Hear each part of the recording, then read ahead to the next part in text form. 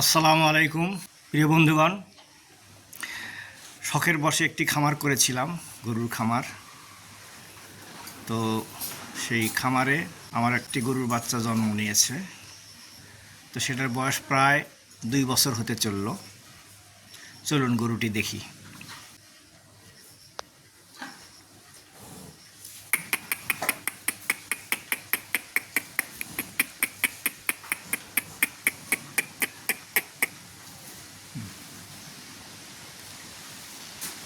গরুটির বয়স আগস্ট মাস আসলে 2 বছর হবে, কিন্তু চেহারায় এখনও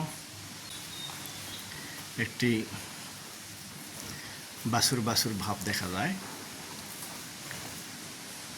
গরুটি সবেমাত্র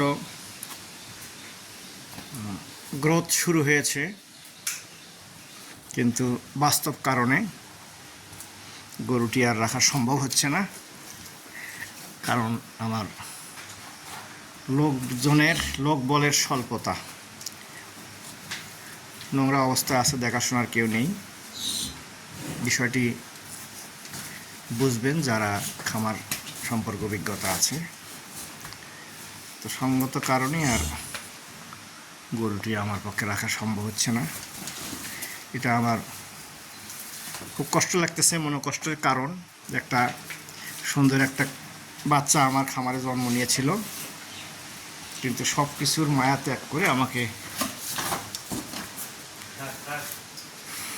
ছেড়ে দিতে হচ্ছে। বাজারে ছেড়ে দেব খুব শীঘ্রই।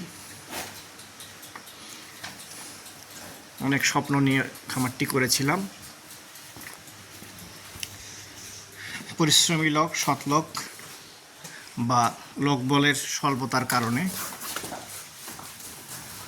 আজ আমি ছেড়ে দিচ্ছি। এটা অনেক দাবাদাবি করতেছে, সাধারণত করে না। হয়তো ওরও বিদায়, আমারও বিদায়। জিনিসটা আমাকে খুবই পীড়া দিচ্ছে, বেদনাদায়ক। তারপরে আমি ছেড়ে দেব, কিছু করার নেই।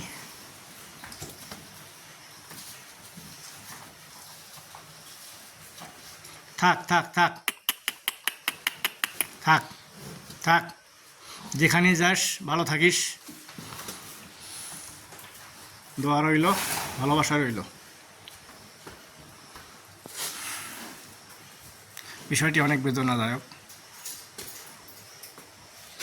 এটা আমি আপনাদেরকে বলে বোঝাতে পারবো না। তো ঠিক আছে, সবাই ভালো থাকবেন। আসসালামু আলাইকুম।